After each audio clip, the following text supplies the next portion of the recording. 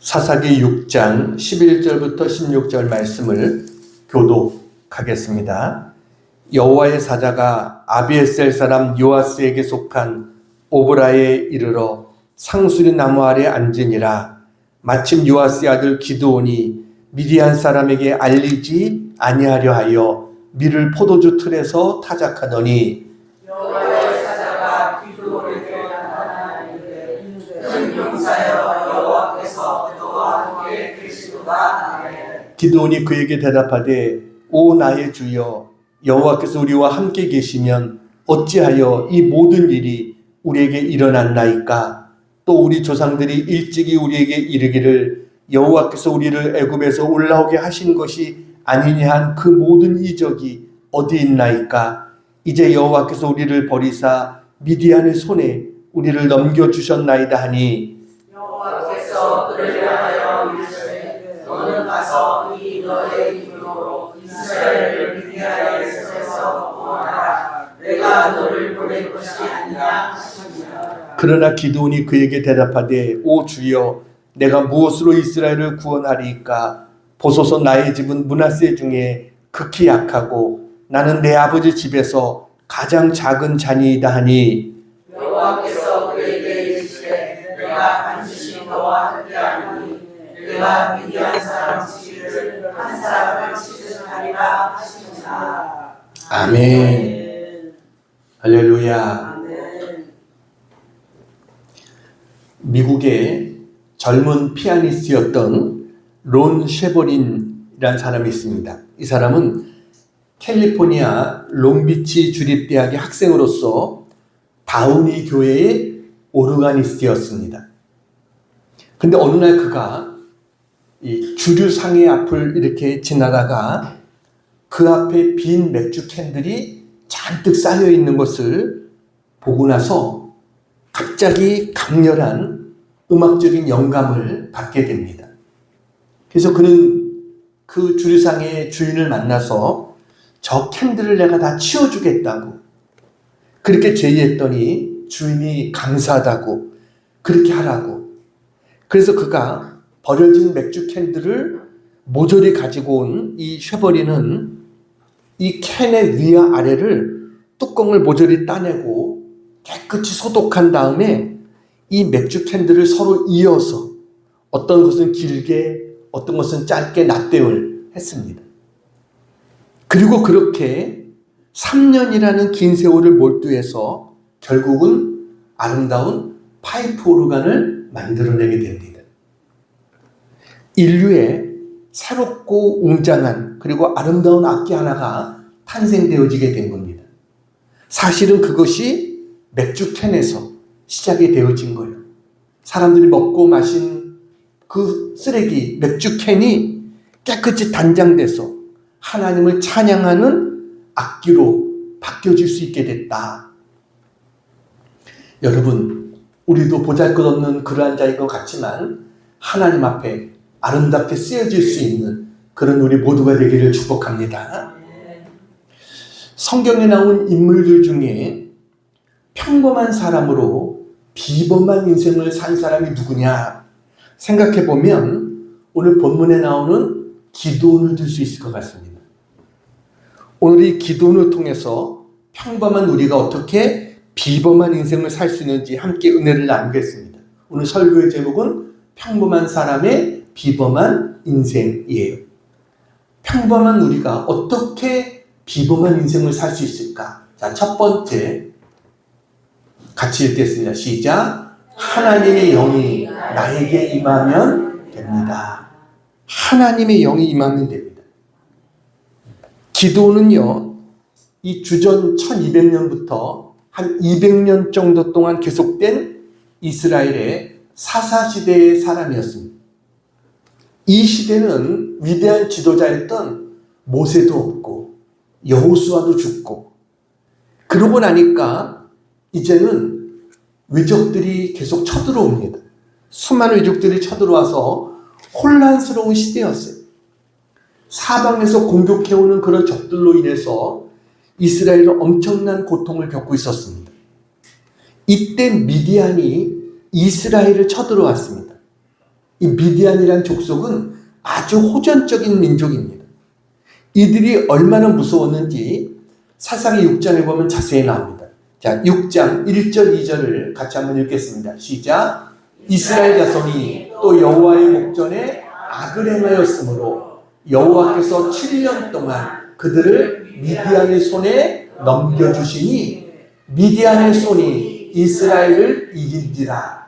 이스라엘 자손이 미디안으로 말미암아 산에서 웅덩이와 굴과 산성을 자기들을 위하여 만들었으며 이스라엘 백성이 다 도망갑니다. 그리고 동굴 속으로 숨습니다. 그야말로 우리나라 6.25 때 피난 가듯이 도망치듯이 그렇게 다 숨은 겁니다. 근데 저들이 어떻게 했느냐? 4절입니다.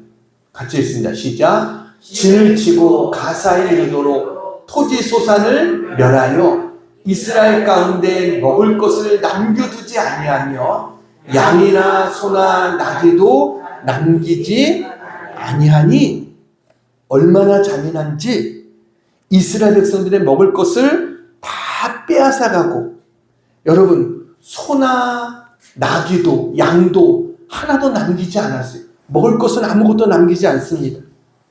5절입니다. 같이 읽습니다. 5절 시작. 빨간 글씨 시작. 그들이 그 땅에 들어와 멸하려 하니 아주 이스라엘 백성들을 멸하려고 그랬어요. 그래서 이스라엘 백성들이 이런 고통 가운데 어떻게 했겠습니까? 하나님 앞에 부르짖어 기도했겠죠. 6절입니다. 6절 시작. 이스라엘이 미디안으로 말미암아 궁핍함이 심한지라 이에 이스라엘 자손이 여호와께 부르짖었더라. 하나님 앞에 부르짖었습니다. 7절도 보세요. 7절 시작. 이스라엘 자손이 미디안으로 말미암아 여호와께 부르짖었으므로 여러분 하나님 앞에 부르짖었다는 것을 강조하고 있습니다. 이렇게 하나님 앞에 회개하면서 주여 나를 이 고난으로부터 건져주시옵소서 이 문제를 해결해 주시옵소서 주님 앞에 부르짖었을 때 주님의 은혜가 임하게 됩니다. 저들이 하나님 앞에 간절히 부르짖으니까 하나님의 저들의 기도를 들으시고 저들에게 구원의 길을 허락해 주셨어요. 이러할 때 하나님께서 이스라엘 민족을 지켜주기 위해서 부른 사람이 사사입니다. 사사기서에 13명의 사사가 등장하는데 기드온은 5번째 사사입니다. 근데 이 기드온은 그렇게 강한 용사가 아니었습니다. 그는 아주 약한 사람이었습니다. 기드온이란 이름의 뜻이 나무 베는 사람 이런 뜻이에요. 나무 베는 사람. 그는 농부였습니다. 그때 기드온이 뭐하고 있었느냐? 여러분 이스라엘 중부 지역에서 태어난 이 기드온은 그때 밀타작을 하고 있었습니다. 우리 11절입니다. 빨간 글씨 같이 한번 읽겠습니다. 시작. 마침 요아스의 아들 기드온이 미디안 사람에게 알리지 아니하려 하여 밀을 포도주 틀에서 타작하더니 여러분 이상하지 않습니까? 밀을 타작하는데 왜 포도주 틀에서 할까요? 원래 농촌에서 이렇게 타작을 할 때는 어떻게 합니까? 넓은 곳에서 바람이 잘 부는 곳에서 거기에서 이렇게 도리기질을 해야지 이게 제대로 수확이 되는 거죠. 그런데 기도는 지금 이 밀타작을 포도주 틀에서 하고 있다 이랬어요. 왜요? 미디안 군대가 무서웠기 때문입니다. 만약에 미디안 사람들에게 노출되면 그들이 와서 다 빼앗아갈 것이기 때문에 들키지 않으려고 숨어서 몰래 숨어서 밀타작을 하고 있었던 것입니다. 그런데 하나님이 그런 기드온을 부르십니다. 뭐라고 부르시느냐? 그를 찾아와서 큰 용사여 라고 그를 부르세요. 자, 12절입니다. 같이 한번 읽겠습니다. 시작. 여호와의 사자가 기드온에게 나타나 이르되 큰 용사여 여호와께서 너와 함께 계시도다 하매 큰 큰 용사여 여호와께서 너와 함께 계신다 이렇게 말하면서 그 다음에 14절을 보시기 바랍니다. 14절 시작. 여호와께서 그를 향하여 이르시되 너는 가서 이 너의 힘으로 이스라엘을 미디안의 손에서 구원하라. 내가 너를 보낸 것이 아니냐 하시니라. 하나님이 가라는 거예요. 그리고 이스라엘 민족을 미디안의 손에서 구원하라 이렇게 말씀하십니다. 그러자 기드온이 뭐라고 말합니까? 기드온은 아무런 자신이 없었습니다. 그래서 15절입니다.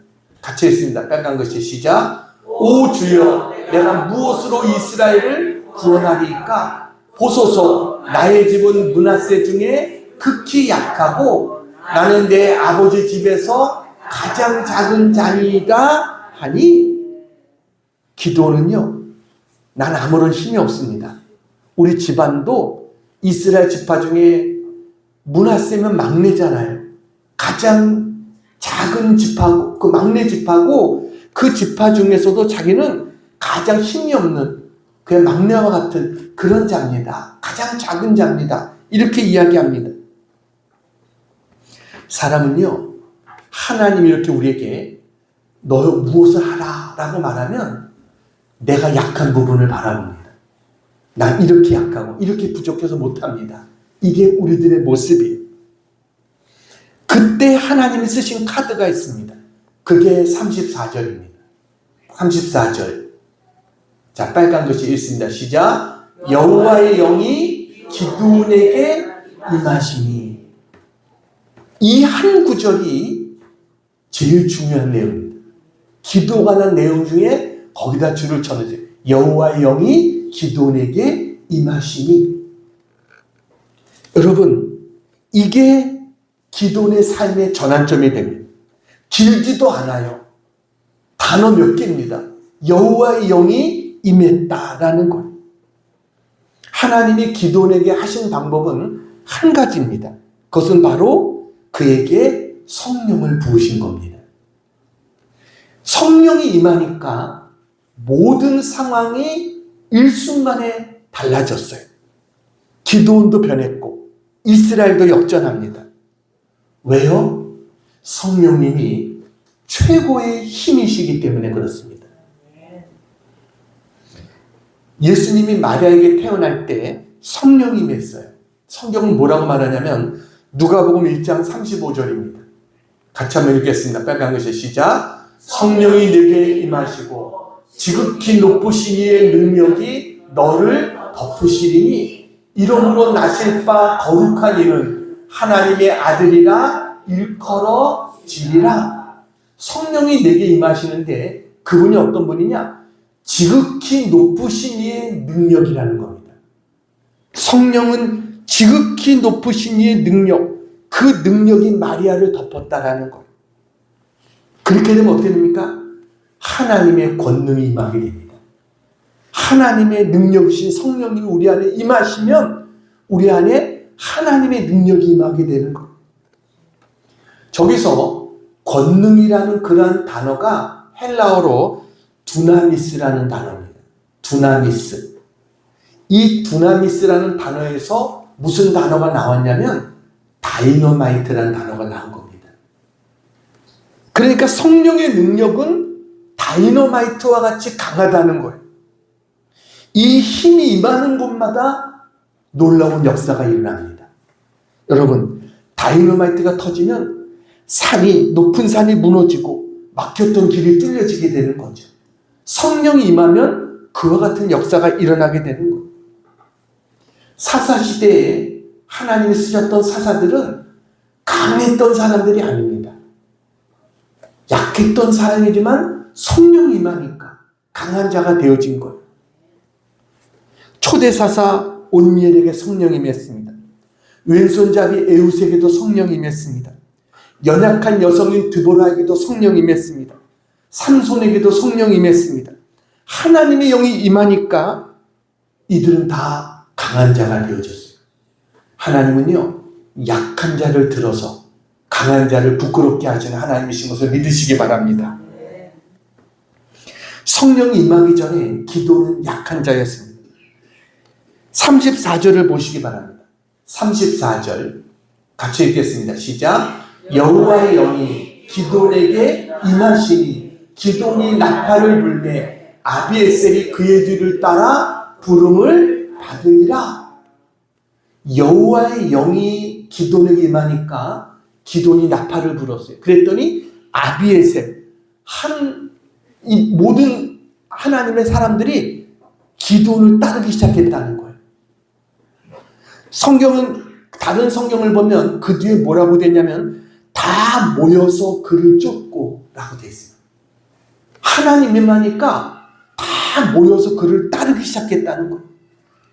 열등감과 두려움과 공포에 쌓였던 기도원이 나팔을 불자 이스라엘의 모든 지파가 그에게 모였습니다. 놀라운 일이 일어난 거예요. 여러분, 나는 태어날 때부터 나는 별로 재능도 없고 능력도 없고 카리스마도 없고 나는 약자다 이렇게 생각하지 마시기 바랍니다. 여러 형편이 나를 따라주지도 않고 나는 너무나 부족하고 약한 자다라고 생각하지 마세요. 하나님을 믿지 못하는 불신앙이 우리를 약한 자로 만드는 것입니다. 여러분, 하나님의 영이 임하면 아무리 약한 자라도 강자가 될 수 있다는 사실을 믿으시기 바랍니다. 능력은 하나님으로부터 나오는 것이고 하나님이 영이 임하면 우리는 강한 자가 된다. 기도는 약자였지만 하나님이 영이 임하니까 강한 자가 되어졌다. 자, 두 번째 같이 한번 읽겠습니다. 시작. 하나님의 약속을 믿으면 됩니다. 하나님이 기도를 부르시면서 뭐라고 불렀어요? 큰 용사여 라고 부릅니다. 그러면서 그에게 한 가지 약속을 주십니다. 그 약속은 뭐냐면 내가 너와 함께 하겠다는 거예요. 12절입니다. 12절 같이 읽겠습니다. 시작. 여호와의 사자가 기돈에게 나타나 이르시되 큰 용사여 여호와께서 너와 함께 계시도다 하매 기돈이 하나님의 부르심에 나는 할 수 없습니다. 나는 아무 힘이 없습니다. 라고 했던 이유가 뭐예요? 나는 내 자신을 보니까 능력이 없는 거예요. 그런데 하나님께서 뭐라고 말씀하십니까? 내가 너와 함께 하겠다는 겁니다. 여러분, 기도원이 강해서 미디안을 이기는 게 아닙니다. 하나님이 강하시기 때문에 이기는 것입니다. 우리가 평범한 사람으로서 비범한 인생을 살아가기 위해서는 다른 사람이 갖지 못한 파워를 가져야 돼요. 그 파워가 뭐냐? 그게 바로 믿음인 것입니다. 여러분, 하나님이 나와 함께하고 있다는 믿음이 있으면 두렵지가 않은 거예요. 모든 염려와 걱정이 사라지게 되는 겁니다. 하나님이 함께하시면 어떻게 됩니까? 16절입니다. 16절 같이 읽습니다. 시작. 여호와께서 그에게 이르시되 내가 반드시 너와 함께하리니 내가 미디안 사람 치기를 한 사람을 치듯 하리라 하시니라. 하나님이 함께 하시면 미디안이 아무리 강한 것 같아도 한 사람을 치듯 할 거다. 여러분, 하나님이 함께 하신다. 이것을 믿어야 될 줄로 믿습니다. 그러면 담대해집니다. 용기가 생깁니다. 두려움이 떠나가게 됩니다. 그리고 비범한 인생이 됩니다. 근데 문제는 기도원이 굉장히 겁쟁이였다는 겁니다. 아까도 밀을 타작을 어디서 했어요? 포도주 틀에서 타작했다고 그랬어요. 하나님이 저렇게 말씀하시는데 아직도 기도원의 마음속에는 확신이 없는 거예요. 그래가지고 아직도 두려워요. 그래서 기도원이 하나님 앞에 확증을 달라고 합니다. 내가 하나님이 나와 함께 하신다는 확신을 가질 수 있도록 확증을 달라. 그랬더니 하나님께서 기돈에게 고기와 떡을 가져다가 반석 위에 두라는 거예요. 그리고 거기다가 국을 갖다 붓는 거예요. 그런데 여호와의 사자가 반석에서 불이 나와서 그 재물을 다 태워버리게 하십니다. 그러니까 눈앞에서 자기가 재물을 떡과 고기를 넣고 거기다 국까지 쏟아부었는데 거기에 불이 임해가지고 반석에서 불이 나와서 이 재물을 다 태워버렸어요. 이것을 보고 기드온이 22절 보시기 바랍니다. 22절 같이 했습니다. 시작. 기드온이 그가 여호와의 사자인 줄을 알고 이르되 슬프도소이다. 주 여호와여, 내가 여호와의 사자를 대면하여 보았나이다 하니, 이제 하나님 봤으니까 나는 죽었구나, 이런 생각을 또 기드온이 하는 겁니다. 그러니까 기드온은 의심도 많고 겁도 많고, 이게 기드온이에요. 그러니까 하나님 뭐라고 말합니까? 23절 같이 했습니다. 시작. 여호와께서 그에게 이르시되 너는 안심하라, 두려워하지 말라, 죽지 아니하리라 하시니라. 하나님께서 기드온을 안심시켜 주십니다. 이렇게 하나님은 기드온에게 함께 하신다는 증거를 보여주셨어요. 여러분, 우리는 하나님이 나와 함께 하신다, 여러분 언제나 이 확신을 가지고 살아갈 수 있는 우리 모두가 되기를 축복합니다. 미국 오레곤의 비버튼이라는 교회에 이 론멜이라고 하는 목사님이 계세요. 이 목사님은 백혈병을 극복하신 그런 목사님이십니다. 이분이 고통 중에 함께 하신, 하나님이 함께 하신 은혜로 고난을 극복하고, 그 다음부터는 여러 책도 쓰고 설교도 하고 이러면서 많은 그리스도에게 은혜를 끼치고 있는 그런 목사님이십니다. 이분이 쓴 책 중에 상처받은 마음의 치유라는 책이 있어요. 그 책에 나오는 내용입니다. 거기 보면 이 론멜에게 한 아들이 있습니다. 근데 그 아들이 어느 날 문제가 있어가지고 큰 고민에 쌓이게 됐어요. 아버지는요, 이 아들이 괴로워하는 것을 알았습니다. 근데 너 뭐 때문에 그러느냐 물으면 이 아들이 더 괴로워할까봐 묻지도 못하는 거예요. 그래가지고 이 아버지는 그냥 속으로 마음만 애타우고 있어요. 근데 이 절망에 빠져있는 이 아들은 절망에 빠져가지고 어쩔 줄을 모르는 거예요. 근데 아버지가 이 아들을 돕고 싶은데 어떻게 둬야 될 줄을 모르는 거예요. 그래가지고 아들이 침대에서 밤에 잠을 자는데 이 아버지가 아들 옆에 가서 가만히 누웠어요. 천장을 바라보면서 아들에게 무슨 말을 해줘야 되나 이 생각을 하는 거예요. 근데 아무 말도 생각이 나질 않아요. 아무 대책이 떠오르질 않아요. 할 수 없이 그냥 옆에서 누워있다가 그냥 나왔어요. 그 다음날 또 아들 옆에 가서 또 누웠어요. 역시 아무 말도 하지 못하고 나왔어요. 여러 날을 그렇게 했어요. 아들은요, 어느 순간부터 아버지가 자기 옆에 와서 누웠다 나가는 것을 알게 됐어요. 아버지가 아무 말도 하지 않지만 아버지의 마음이 느껴지는 거예요. 아버지가 나를 위로해 주려고 저러시는데, 아버지가 지금 말은 못하지만 지금도 어떻게 보면 나보다 나를 더 생각하면서 걱정하고 계시구나, 이 생각이 아들에게 들은 거예요. 그러면서 이 아들은 용기를 얻게 됩니다. 그래, 난 혼자가 아니야. 내 마음을 이해해 주시는 아버지가 있잖아. 이 생각이 아들의 마음속에 들기 시작했어요. 그러자 아들이 다시 일어나게 됐어요. 그 고난을 이기고 다시 일어나게 됐다. 이 글을, 그 자신의 간증을 그 책에 이 목사님이 쓰셨어요. 여러분, 하나님 어떤 분입니까? 우리 곁에 함께 계신 하나님이신 것을 믿으시기 바랍니다. 고난당할 때 하나님 멀리 계신 것 같지만 아니요. 자식이 아프면 부모는 그 곁에서 밤새도록 떠나지 못하는 게 부모예요. 하나님 우리 곁에 그렇게 우리와 함께 하시는 분이 하나님이세요. 아무 말씀 안 하는 것 같아도 하나님은 다 알고 계세요. 내 옆에서 힘내, 걱정하지 마, 내가 너와 함께 하잖아. 이게 하나님의 마음인 것을 믿으시기 바랍니다.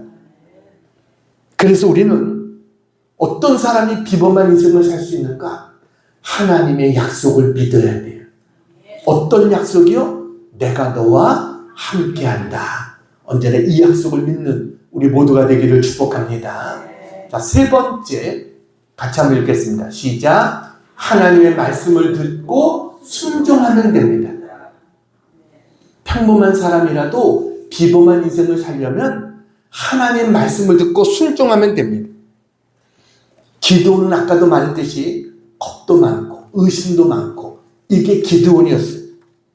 그런 기드온에게 하나님은 큰 용서하라고 말씀하십니다.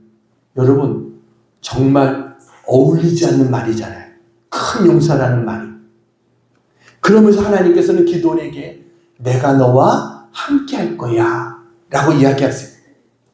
근데 기드온은 하나님 앞에서 하나님 저는 지극히 약한 집에 제일 작은 자입니다. 이렇게 핑계를 댑니다. 그래서 하나님께서는 그에게 눈앞에서 하나님이 함께 하신다는 증거를, 여러분 불이 나와서 그 재물을 태워버리는 증거를 보여주셨어요. 그런데도 기도는 하나님 말씀대로 군대를 모으고 싸우러 나가기 전에 또다시 하나님 앞에 표징을 또 요구합니다. 이런 요구를 해요. 36절 37절입니다. 같이 한번 읽겠습니다. 시작. 기드온이 하나님께 여쭈되 주께서 이미 말씀하신 같이 내 손으로 이스라엘을 구원하시려거든 보소서 내가 양털 한 뭉치를 타작마당에 두리니 만일 이슬이 양털에만 있고 주변 땅은 마르면 주께서 이미 말씀하신 같이 내 손으로 이스라엘을 구원하실 줄을 내가 알겠나이다 하였더니 그 밤에 마당에다 양털을 이렇게 놓겠다는 거예요. 근데 이스라엘은 특징이 밤이면 이슬이 내립니다. 기온차가 심하기 때문에. 그런데 마당은 멀쩡하게 마른 상태로 있고 양털만 적게 해달라는 거예요. 그러면 제가 하나님 믿겠습니다. 그랬더니 하나님 어떻게 했어요? 그대로 해주셨어요. 아침에 가서 보니까 양털만, 마당은 말라 있어요. 근데 양털을 보니까 짜니까 막 물이 나올 정도로 양털에 물이 가득한 거예요.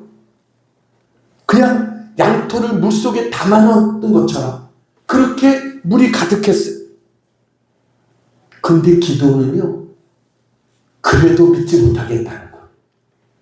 그래서 하나님 앞에 한 번 더 표적을 요구합니다. 이번에는 반대로 해달라는 겁니다. 그러니까 마당은 다 젖어 있는데 양털만 뽀송뽀송하게 양털만 있게 해달라. 이것을 요구했어요. 우리 39절입니다. 같이 읽겠습니다. 시작. 기드온이 또 하나님께 여쭈되 주여 내게 노하지 마옵소서. 내가 이번만 말하리이다. 구하옵나니 내게 이번만 양털로 시험하게 하소서. 원하건대 양털만 마르고 그 주변 땅에는 다 이슬이 있게 하옵소서 하였더니, 그런데 하나님 어떻게 하셨어요? 그대로 해주셨습니다. 여러분 이것 보면 기드온이 얼마나 의심도 많고 걱정도 많은가라는 것을 알 수 있죠. 그런데 이런 부족한 기드온이지만 그래도 한 가지 잘한 것이 있어요. 그것이 뭐냐면 하나님 말씀을 들으면 순종했다는 것입니다. 이게 잘한 거예요. 하나님은요 기드온에게 먼저 한 가지 지시를 합니다. 25절 26절입니다. 같이 한번 읽겠습니다. 시작. 그날 밤에 여호와께서 기드온에게 이르시되 네 아버지에게 있는 숫소 곧 7년 된 둘째 숫소를 끌어오고 네 아버지에게 있는 바알의 제단을 헐며 그 곁에 아세라상을 찍고 또 이 산성 꼭대기에 내 하나님 여호와를 위하여 규례대로 한 제단을 쌓고 그 둘째 숫소를 잡아 내가 찍은 아세라 나무로 번제를 드릴지니라 하시니라. 하나님께서 기드온의 집안에도 그 아버지가 세운 우상들이 있었어요.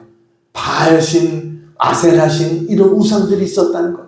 그걸 다 헐어버리고 그 나무를 다 쪼개고 하나님을 위한 제단을 쌓고 둘째 숫소를 거기다가 제물로 드려서 그 제단, 그 우상 그 나무로 번제를 하나님 앞에 드리라.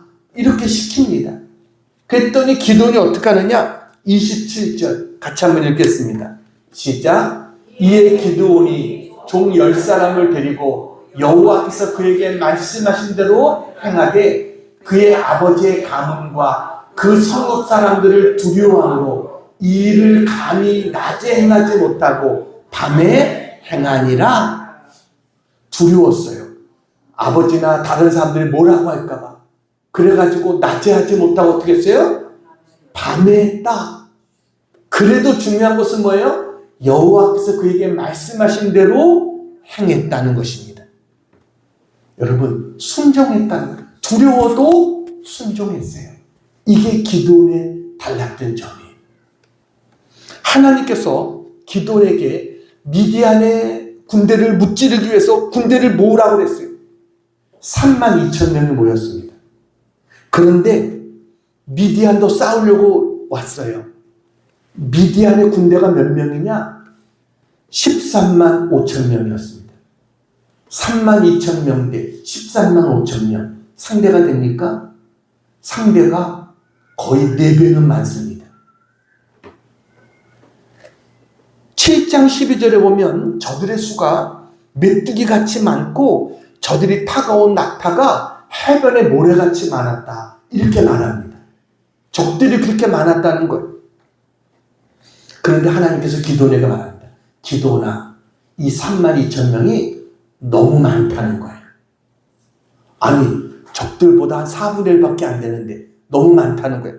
그러면서 하나님께서 너희들이 이기면 너희 힘으로 이겼다고 할 거 아니냐라는 거예요.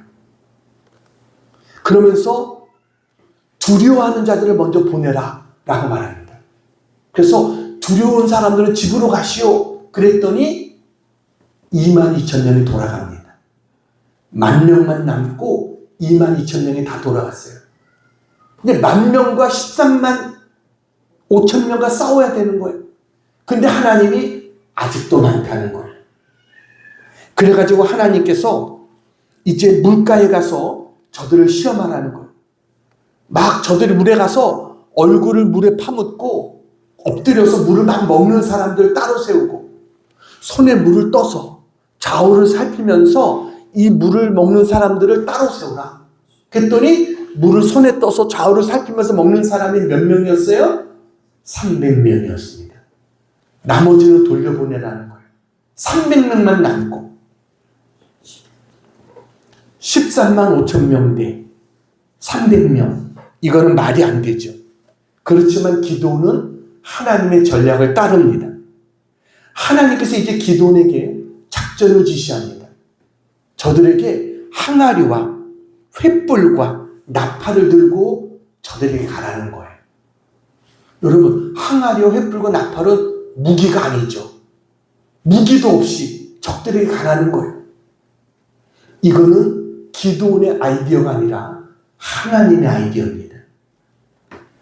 그래서 적들이 밤에 보초를 교대하는 그때 기도원의 명령에 따라서 300명이 일제히 항아리를 깨트렸어요. 그럼 항아리 속에 숨겨 있었던 횃불이 확 밝아졌겠죠. 그리고 나팔을 불기 시작했어요. 그리고 저들이 여호와와 기도원의 칼이요 라고 크게 외쳤어요. 그랬더니요, 이 13만 5천 명이 적들이 쳐들어온 줄 알고 컴컴하니까 자기들끼리 쳐서 다 죽이기 시작했습니다. 그래가지고 13,000명만 도망치고 나머지는 다 죽었습니다. 할렐루야. 이게 하나님의 역사였습니다. 여러분, 평범한 기도원이 비범한 일을 해낸 것입니다. 이거는 하나님이 시키는 대로 했기 때문에 이와 같은 일이 일어날 수 있었다라는 거예요. 아무리 힘들고 어려운 상황이 있어도 여러분, 하나님의 말씀대로 행하는 우리 모두가 되기를 축원합니다. 그러니까 하나님이 주시는 교훈이 뭐예요?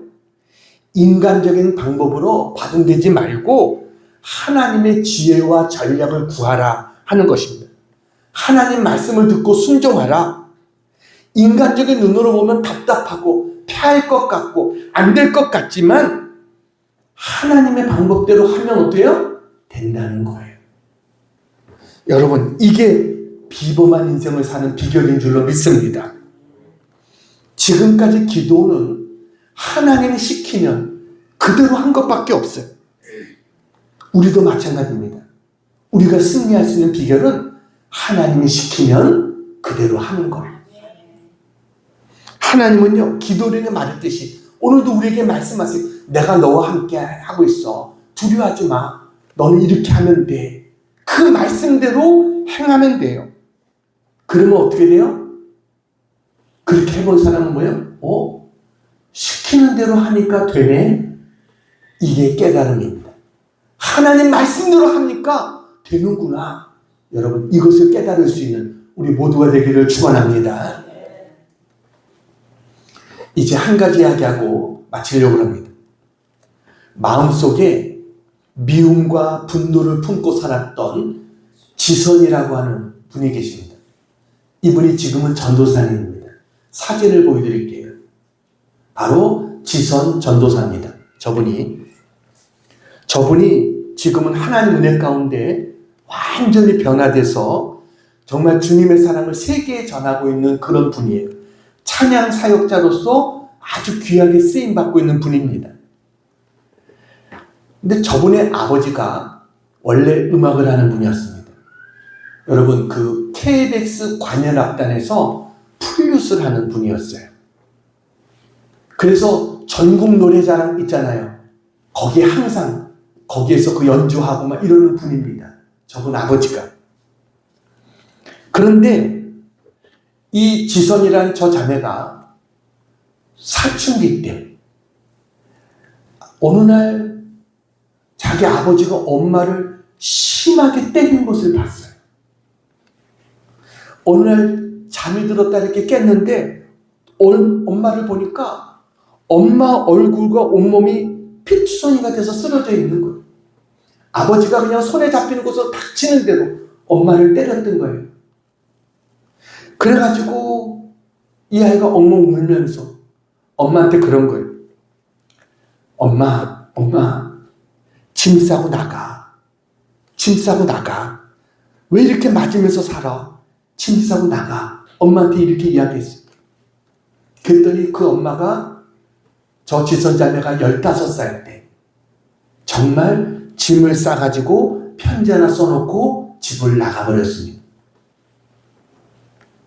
그러니까 그 아버지가 자기가 아이 키우기가 힘든 거예요. 지선자매하고 동생이 있었어요. 근데 이 키우기 힘드니까 큰아버지 집으로, 대전에 있는 큰아버지 집으로 보내버렸어요. 그래서 두 자녀가 대전에 있는 큰아버지 집에서 살게 됩니다. 근데 큰아버지 집이 잘 사는 집이었는데 여러분, 그래도 다른 군 식구가 들어와서 사는 게 반갑지 않잖아요. 더군다나 저 지선자매보다 나이가 어린 그 아이가 있었는데 그렇게 못되게 구는 거예요. 막 힘들게 하고. 그러다 보니까 그 집에 있는 게 너무너무 힘들었어요. 고등학교 때 영양실조 올 정도였어요. 1년 내내 코피를 흘릴 정도로 그렇게 힘이 들었어요. 학교에 갔는데 학교에서도 제 서울에서 온 애라고 왕따를 시킨 거예요. 그래가지고 애를 때리고 온갖 고통을 다 준 거예요. 그거 말할 데가 없잖아요. 그런 가운데서 심지어 코뼈가 잘못될 정도까지 맞아도 말을 못하고 그런 가운데 있었습니다. 그렇게 힘들고 어려운 시간을 보내고 있었는데 하나님의 은혜가 임했어요. 학교 음악 선생님이 그 음악 선생님의 친구가 개척교회 사모였습니다. 근데 이 음악 선생님과 같이 그 개척교회 사모님도 음악을 전공했던 그런 분이었어요. 근데 그 사모님이 어느 날 하나님 앞에 이런 얘기를 한 거예요. 하나님께서 나에게 누군가를 어떤 아이를 보내주신다고 그랬다. 그 아이를 가르쳐 주라고 하나님에게 보내주신다고 그랬다. 이 얘기를 했는데 음악 선생님 친구가 그 말을 듣고 있다가 제가 바로 그 아이인 것 같다 라는 생각이 들어서 개척교회 사모님에게 소개를 시켜줬어요. 그래가지고 개척교회 사모님이 저 지선자매를 그때부터 성악을 가르쳐 준 거예요. 그래서 무료로 사모님으로부터 성악 레슨을 고등학교 때 성악 레슨을 받게 됐어요. 그래가지고 대학에 들어가게 된 거예요. 하나님의 은혜로 이제 대학을 졸업하고 1년 동안 매일 새벽 기도를 했어요. 근데 하나님이 또 문을 또 열어주신 거예요. 대전의 시립합창단에서 단원을 뽑았어요. 근데 그 단원을 뽑는데 여러 사람들이 오디션을 보러 오잖아요. 근데 정말 쟁쟁한 사람들이 다 모인 거예요. 왜냐면 거기 단원이 되면 이제 거의 공무원이 되는 거예요. 그래가지고 공무원에 준하는 모든 혜택을 다 받을 수가 있어요. 그래서 사람들이 너도나도 들어오려고 그야말로 기라성 같은 사람이 다 지원을 했어요. 이분은 그냥 제대로 된 것을 배우지도 못했잖아요.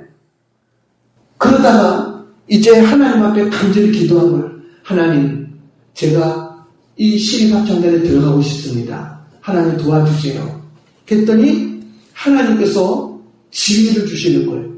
어떤 곡을 연습을 하도록. 굉장히 높은 음의 곡이었는데 이거를 연습하도록 하나님이 하셨고, 심사를 보는 날 심사위원이 바로 그런 것을 요구를 한 거예요. 그래가지고 시험을 미리 연습을 했으니까 시험을 잘 보게 됐죠. 그래서 외국에서 유학하고 온 모든 이런 사람들 다 떨어지고 이 사람이 된 거예요. 하나님의 은혜로. 정말 하나님의 은혜로 이 대전 시립합창단에 들어가고, 그리고 또 좋은 남편을 만나서 그야말로 행복한 가정을 이루고 살아가고 있는데 갑자기 예기치 않은 일이 발생을 했어요. 이분 아들이 은찬이라고 하는 아들인데, 아들이 5살 됐는데 아들이 다 샤워를 하고 이제 방에 들어갔는데 갑자기 방 안에서 으악 소리가 나는 거예요. 비명 소리가 나니까 너무 놀래가지고 딱 들어갔더니 벌써 방 안이 연기로 자욱한 거예요. 이게 도대체 뭔가 했더니 이 아이가 목욕해서 몸이 다 젖어있는 상황인데 젓가락을 가지고 젓가락 2개로 콘센트에 집어넣어버린 거예요. 온몸이 감전이 되어버렸어요.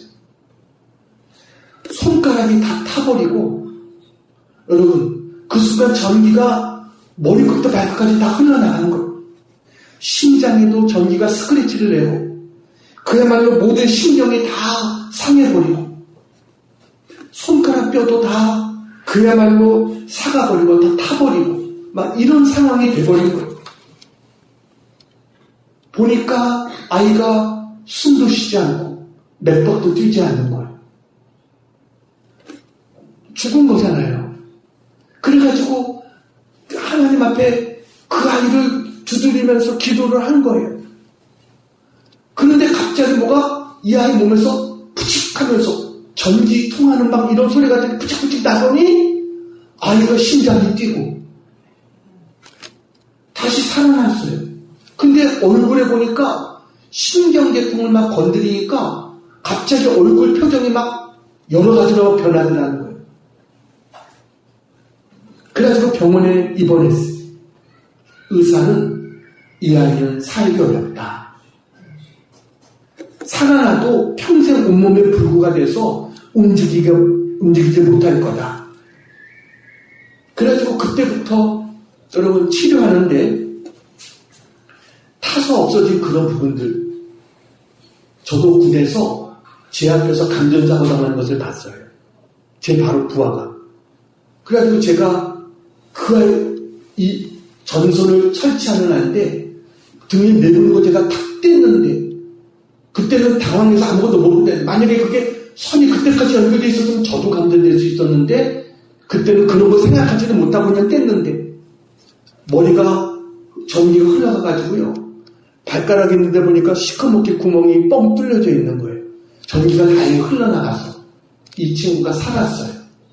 근데 이 새까맣게 전기가 흘러서 타버린 이 부분은요, 회복이 안 돼요.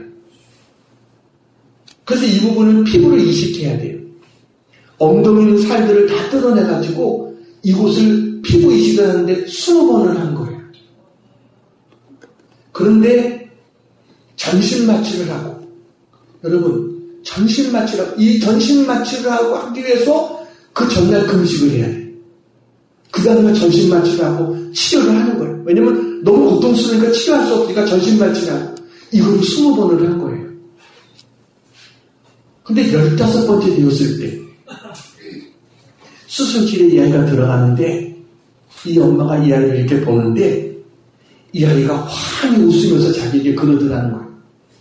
엄마, 나 들어갈 때 혼자가 아니었어. 수술실에 들어갔는데 나 혼자가 아니었어. 예수님과 4명의 천사가 함께 했어. 그 5살 난 아이의 입에서 그 고백이 나오는 거예요. 그러면서 엄마도 여기 함께 하니까 지금 나는 소풍이네 라고 이야기해요. 소풍이라는 거예요. 그 고통스러운 그 가운데 있는데 주님이 함께 하시고 또 엄마가 나와 함께 하고 이러니까 소풍 같다고 이 아이 입에서 그런 말이 나온 거예요. 하나님께서 이 어린아이의 눈을 밝혀주셔가지고 예수님과 천사를 보게 하신 거예요.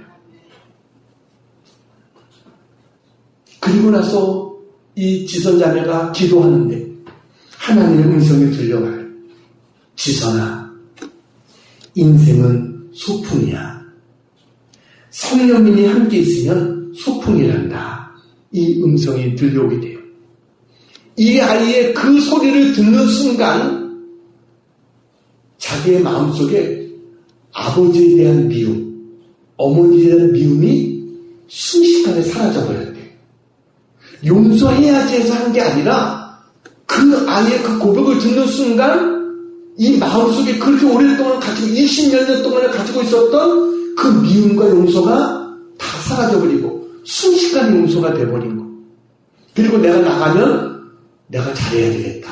이 생각이 찾아오더라는. 그리고 그 순간 깨달은 것이 있었어요. 이제 병원에서 화상당한 환자들이 많이 있잖아요. 이런 아이들을 위해서 음악회를 하는 거예요. 그때 자기도 자기 아이들을 이 침대에다 데리고 그곳에 가서 자기가 찬양을 부르는데 그때 제가 불렀던 찬양이 성령이여 임하소서, 성령이여 임하소서. 이 찬양을 이분이 막 뜨겁게 자기가 간직어 불렀다.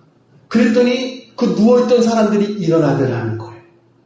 이것을 보는 순간 자기가 갑자기 깨닫고 마음의 결심이 돼가지고 대전 시립학창단에 가서 그 어렵게 들어간 그곳에 사직서를 내고 그때부터는 이렇게 고통당하는 사람들을 위로하는 그러한 전도자가 되겠다. 이런 결심을 하게 된 겁니다. 그래가지고 학교, 병원, 뭐 어려운 데 다 찾아다니면서 찬양으로 하나님 앞에 영광을 돌리는 그런 사람이 됐어요. 근데 병원에서 있는데 병원에서 언제까지 있을 수는 없잖아요. 왜냐하면 그 치료에 더 이상 치료 방법이 없는 거예요. 그래서 나중에 병원에서 이제는 집으로 돌아가라. 그러니까 어쩔 수가 없으니까 집으로 가겠다 하고 오는데 차를 타고 오다가 고속도로 휴게소에서 이 아이가 갑자기 그러더라는 거예요. 엄마, 나 핫바 먹고 싶어. 그러더래요. 뭐가 먹고 싶어요? 핫바. 고속도로에서 먹는 핫바가 맛있다는데 핫바 먹고 싶어. 그래가지고 핫바를 사갖고 와서 입에 넣어주려고 하는데 이 아이가 갑자기 엄마, 내가 손으로 잡고 먹을게. 그러는 거예요. 이 양손이 다 붕대로 감겨있거든요. 사진을 보여주세요. 저게 병원에 있을 때, 저때 입원해 있을 때의 모습입니다. 손에는 완전히 붕대로 다 감겨 있었죠.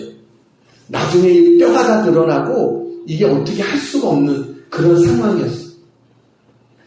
그 다음 사진을 보여주세요. 근데 병원에서 이 아이가 그랬죠. 엄마, 나 들어갈 때 혼자가 아니었어. 예수님도 계시고 천사도 4명이나 함께 있어. 소풍인 것 같아. 엄마와 함께 있으면 소풍이야. 라고 이야기를 했어요.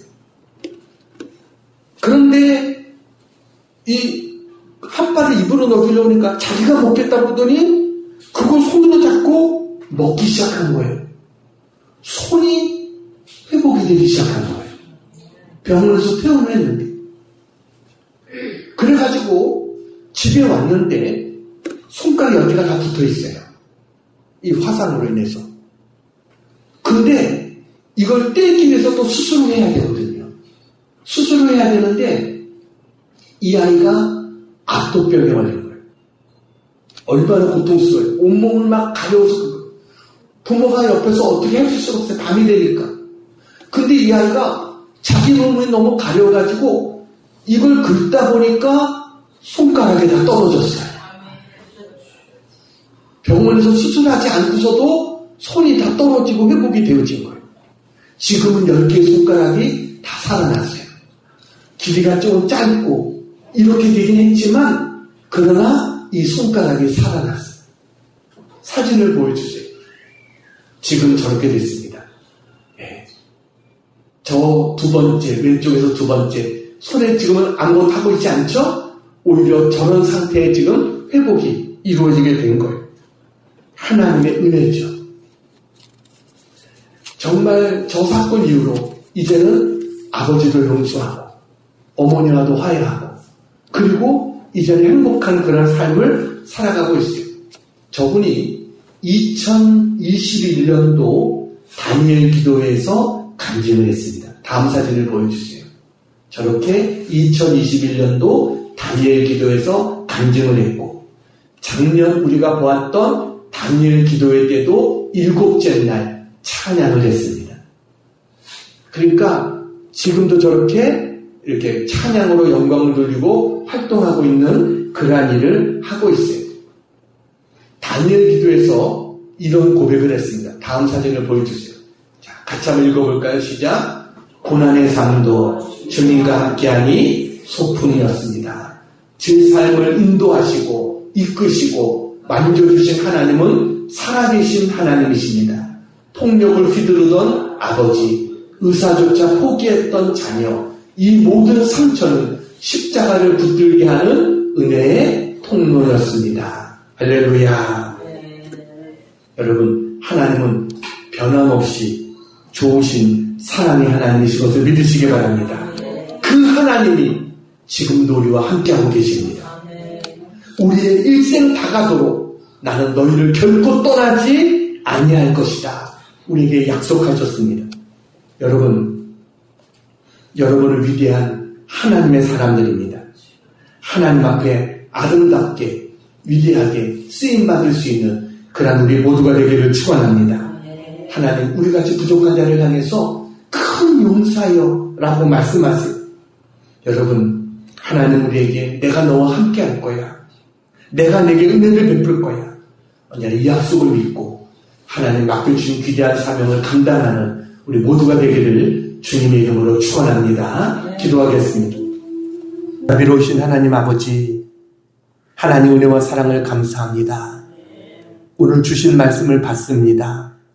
그리고 우리가 어떻게 우리 남은 생애를 살아야 될 것인지를 다시 한번 깨닫습니다.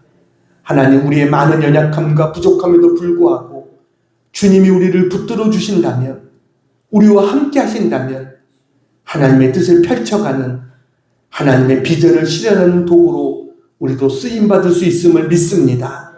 하나님 저희를 붙들어 주시옵소서. 저희와 함께 하시고 저희를 통해서 주님의 영광을 선포하시며 복음의 위대한 비밀을 드러내시는, 그래서 하나님의 나라가 이 땅 위에 이루어지는 놀라운 삶을 우리 가운데 펼쳐 주시옵소서. 오늘도 우리를 향해서 큰 용사여라고 부르신 하나님, 하나님이 함께 하시면 능치 못할 일이 없는 것을 믿습니다. 전능하신 하나님을 믿습니다. 저희를 써 주시옵소서. 예수님의 이름으로 기도하옵나이다. 아멘.